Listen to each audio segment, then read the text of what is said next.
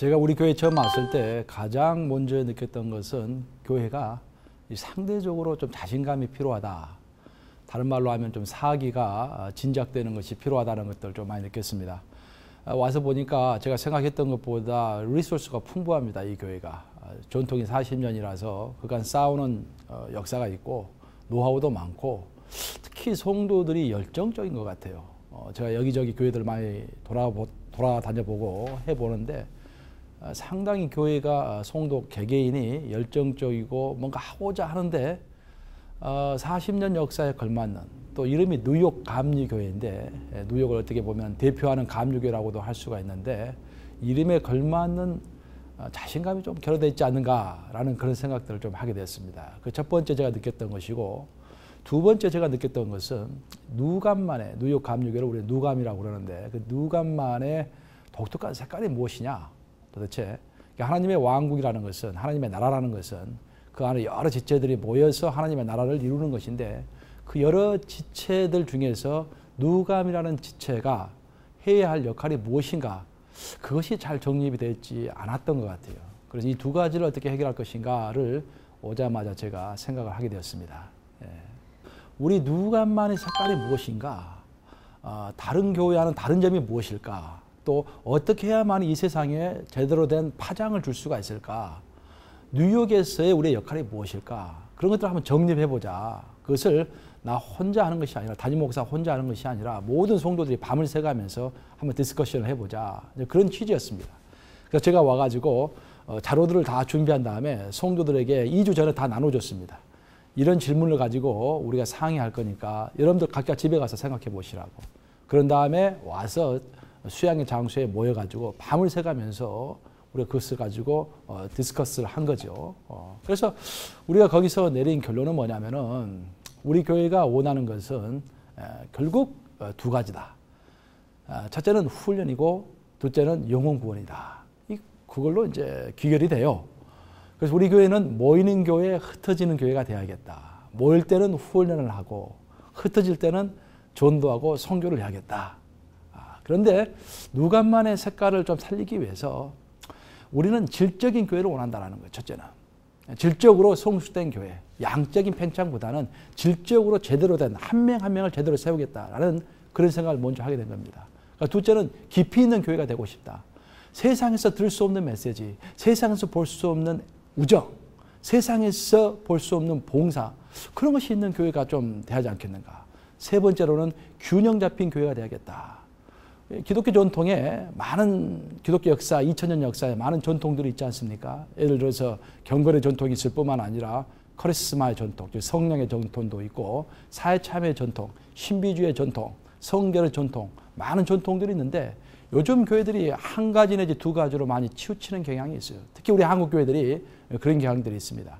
근데 우리 누감은 웨슬리 정신을 본받아서 우리 웨슬리 정신이라는 게 다른 게 아니라 균형의 정신입니다. 균형의 정신. 우리 웨슬리 선생님이 모든 균형을 다 가지고 계셨어요. 경건으로 출발을 했지만 나중에 성령 체험을 하셨고 그 성령 체험에서 나온 게 사회 참여를 하셨고 그래서 믿는 사람들은 믿을 뿐만 아니라 행동으로 옮겨야 한다 해서 성결의 전통을 주장하셨습니다. 그래서 우리 감육에서 나온 것이 성결교단이 나왔고 성결교단에서 순복음교단이 나왔고 또 우리 감육교단에서 우리 사회 참여를 많이 하는 구세군이 나왔고 다 우리 감육의 뿌리에서 나온 교단들입니다. 그래서 우리가 오늘날 21세기에 우리 감육교도들이 이 균형의 정신을 잊지 않았는가. 그래서 우리 좋은 유산이니까 우리가 충분히 그것을 잘 발휘해가지고 만들어서 교단의 빛이 되고 이 사회의 빛이 되보자라는 그런 취지에서 이 세 가지를 우리가 결의를 한 겁니다. 그러면 이 모든 것을 훈련하고 전도하고 선교하고 또 질적인 교회 또 깊이 있는 교회, 균형 잡힌 교회 이것을 요약하면은 결국 어떤 말이 되는 것이냐. 그 요약한 말이 우리 표를 만들었는데 영원한 세상을 바라보며 질적인 재생산에 헌신하는 교회. 첫째 우리는 이 세상에 발을 딛지 않고 세상에 발을 딛고 살지만 세상이 볼 수 없는 메시지, 세상이 볼 수 없는 우정, 세상이 볼 수 없는 봉사 그런 것들을 영원한 세상을 바라보면서 이 땅에서 실현하겠다라는 거예요. 그리고 우리는 모이면은 질적으로 성숙된 제자를 키워서 그들이 다시 재생산을 할 수 있도록 다른 사람들도 키워낼 수 있도록 그런 시스템을 만들어 보는 교회를 만들자. 이제 그렇게 우리가 합일치가 되었습니다. 예. 결국 이제 하나님의 섭리라고 생각하는데요. 교회도 마찬가지고 담임 목사도 마찬가지고 하나님께서 주신 특별한 은사와 아울러서 특별한 경험이 있다고 생각합니다. 우리 뉴욕 감리교회 뉴욕 감리교회대로 특별한 역사 속에서 하나님의 섭리를 체험했었고 저 개인적으로도 과거를 돌아보면 하나님께서 특별하게 저에게 주신 달란트와 또 훈련의 경험들이 있습니다. 제가 가진 달란트 중에서 대표적인 달란트가 하나가 뭐냐면은 여러 가지 자료를 이렇게 정리를 하는 것을 좀 잘해요. 제가 그런 것을 잘합니다. 우리 요한 웨슬리 선생님이 그런 걸 잘했어요.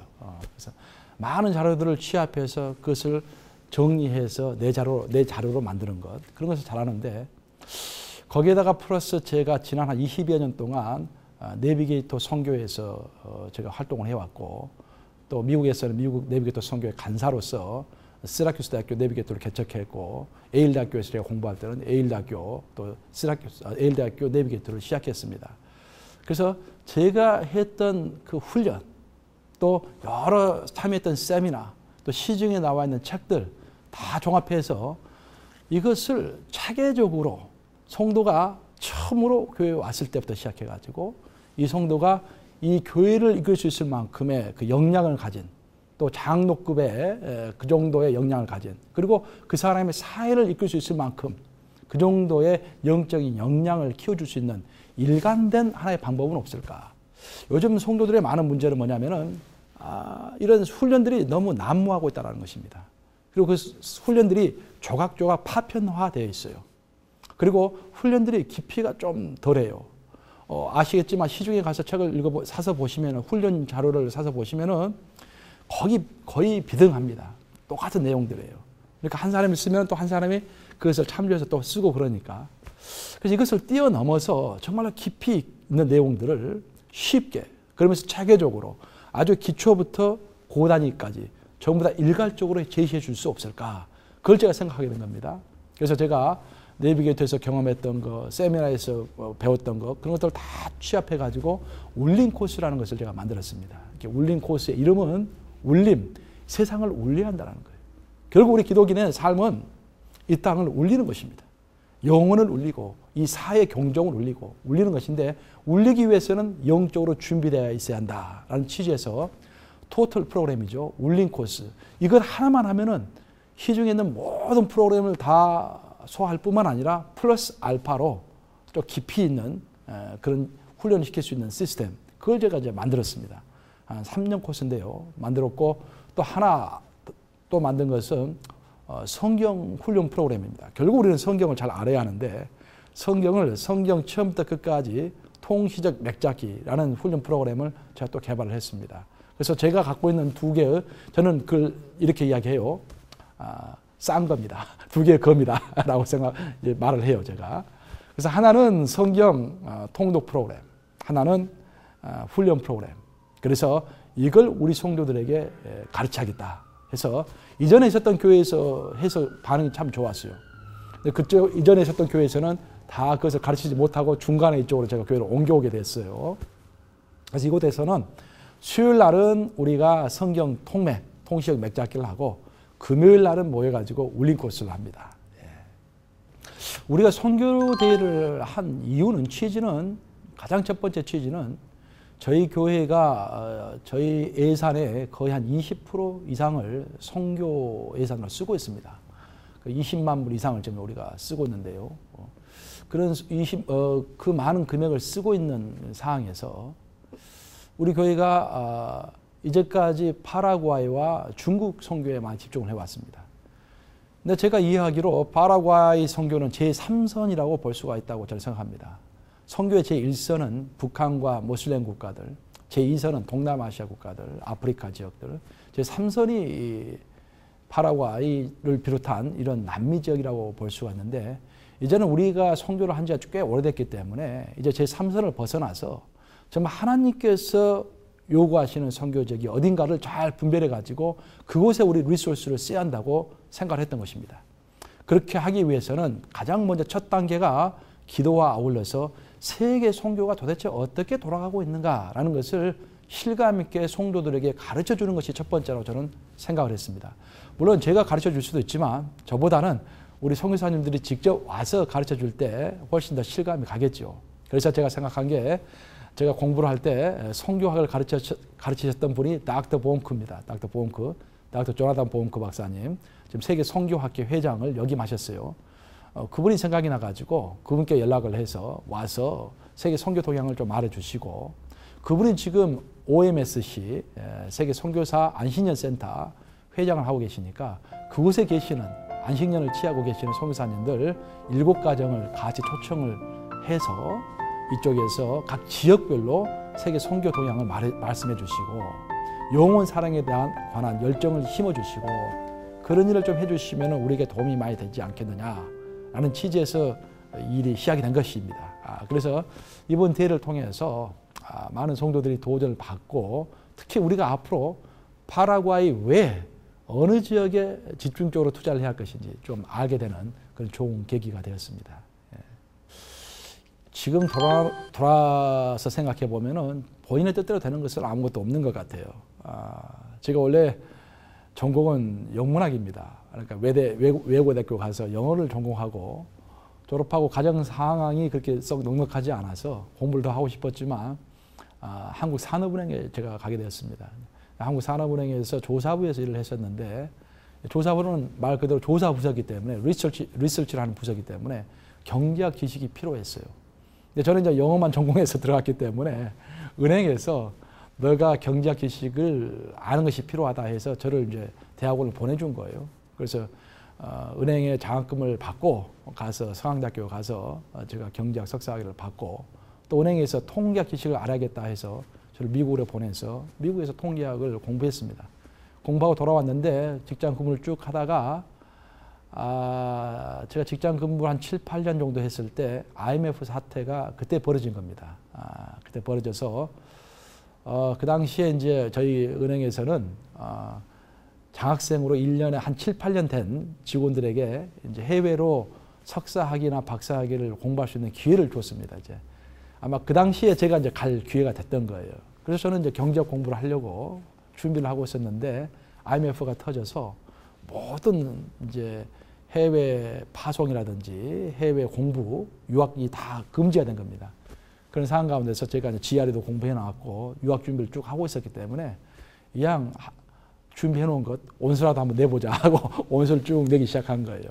그러면서 제가 원했던 공부가 원래는 제가 학부 때부터 정치학을 공부하고 싶어 했어요. 제가. 그리고 부전공도 제가 정치학을 했고요. 그래서 정치학으로 명성 있는 시라큐스 대학교에 제가 원서를 냈는데 다행히도 그 학교에서 5년간 장학금을 주겠다고 해서 거기서 국제관계학 석사를 하고 정치학 박사 그 두얼 디그리죠. 2개의 디그리를 같이 이제 거기서 공부를 하게 된 겁니다.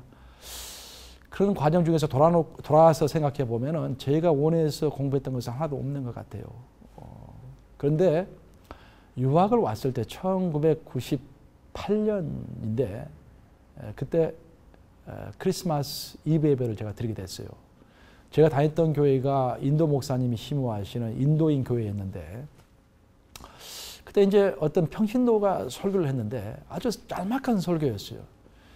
결국 요한복음 12장 24절 말씀을 가지고 하늘의 미라지 땅에 떨어져서 죽어야만이 열매를 맺는다라는 그런 설교였는데 제가 태어나서 처음으로 제 마음속에 불같은 열정이 일어나는 것을 처음 느꼈어요. 제가 말씀을 받고 불을 받는다는 것이 이런 것이구나라는 것을 처음 제가 느꼈던 것이죠. 그래서 아마 심상치가 않다라고 생각을 했는데 제가 목회자가 될 생각은 전혀 없었습니다. 왜냐하면 저는 내비게이터 선교에서 쭉 있었기 때문에 내비게이터 선교의 정신이라는 게 평신도 자비량 사역자입니다.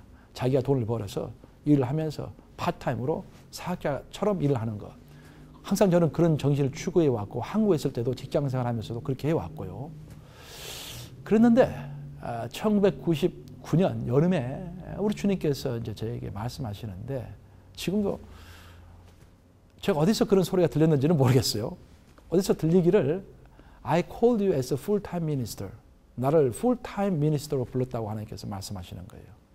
그런 신비한 체험들을 하면서 결국 3년 반을 고민했습니다. 3년 반을 고민하고 마지막 과정에서는 너무 고민스러워서 한국에 있는 목사님 한 40분에게 편지를 다 썼어요, 제가. 그 목사님들 인터뷰를 가서 다 했습니다. 한국 가서. 그게 2002년도에 한국 가서 목사님 한 40여 분을 만나서 인터뷰를 다 하고 제 상황을 설명드리고 조언을 구하고, 그래서 내린 결론이 뭐냐면은 하나님께서 부르셨다면은 이 길을 가자. 하나님께서 부르시지 않았다면은 이 길을 가지 말자. 그런데 하나님께서 부르셨기 때문에 이 길을 가야겠다라고 이 길로 들어서게 된 겁니다. 예. 제가 이민교회를 하면서 가장 많이 느끼는 안타까운 점은 우리 한인들이 교회에 갇혀 있다는 것을 보면서 제가 안타까움을 참 많이 느낍니다. 우리가 미국 사회에서 살고 있다면 어떤 식으로든지 미국 사회에 영향력을 주면서 살아가야 하는데 너무 그 스코프가 좁은 거예요. 우리의 영역이 너무 좁습니다, 이게. 그런 것들이 참 안타까워요. 그래서 세상에 나가서도 메인스트림에 끼지 못하고 거기서 제대로 목소리도 내지 못하고 그런 상태에서 교회에 와서 또 조그만 공동체에서 또 악유 다툼을 하고 하는 그런 모습들을 보면은 참으로 마음이 안타깝습니다. 또 하나 제가 여기 와서 느끼는 것은 한국에서의 목회자의 역할과 이민교회에서의 목회자 역할이 굉장히 다르다는 것을 제가 많이 느껴요. 이민교회에서의 목회자 역할은 그야말로 모든 것을 다 하는 역할입니다. 뭐 정치적인 거, 경제적인 거, 사회적인 거 모든 것을 어드바이스 해주고 이끌어줘야 할 그런 책임이 있는 것 같아요. 한국 사회에서의 목회자의 역할은 종교적인 영적인 역할만 하면은 그것서 충분합니다. 또 목회자가 영적인 역할을 넘어서서 다른 역할을 하면은 또 이렇게 도전을 받고 비판도 받고 경계도 받고 하죠. 그런데 미국에서의 이민교회 목회자 역할은 그 모든 것을 다 포괄하고 있다라는 것을 느끼는 거예요. 그래서 제가 결론적으로 이민교회 목회자로서 해야 할 역할은 우리 성도들이 이 교회라는 창을 통해서 어떻게 하면 이 메인스트림에, 미국의 메인스트림에 영향력을 줄 수 있는가, 그 방법을 가르쳐주고 조종자 역할이 돼가지고 미국의 주류 사회와 우리 한인교회 사이에 조종자 역할을 해주는 것이 이민 목회의 목회자로서의 중요한 역할이 아니겠는가. 저는 그런 생각을 좀 해봅니다. 40이라는 숫자는요, 제가 참 놀랐어요. 이쪽에 와가지고 놀란 게, 내가 오는 교회가 올해 40주년인 거예요. 7월 1일로 부임을 했는데, 이제 40주년 행사를 해야 할 거 아닙니까? 예. 그런데 40이라는 숫자는 성경에서 굉장히 중요한 숫자입니다. 우리 모세가 40년간 광야에서 준비를 하면서 하나님의 일을 나중에 결국 하게 되었고, 우리 예수님이 또 광야에서 40일간 금식하고 준비하신 다음에 공생애를 시작하셨고, 또 우리 예수님께서 부활하신 다음에 40일간 이 땅에 머물면서 결국 제자들을 다시 한번 훈련시키고 하늘나라로 승천하셨습니다. 40이라는 숫자는 성경에서 기다림의 비축을 의미하는 기간이라고 저는 생각합니다. 기다림의 비축. 뭔가 우라름이 비축이 되어야만이 원자폭탄이 되는 거 아니겠습니까? 큰 원자폭탄이 터지려면은 우라름이 비축이 되고 농축되고 탁 굳어져야 돼요. 그런 40년의 기간이 필요하다 이 말이죠. 우리 뉴욕 감리교회가 40년간 이 열정적인 성도들이 40년간 쭉 준비를 해온 것 같아요. 이제는 터트려야 할 때가 됐다라고 생각합니다. 그래서 제가 아까 처음에 말씀드린 것처럼 더 이상 우리가 자신감 없게 앉아있을 필요가 없고 이 정도 리소스면 충분하다.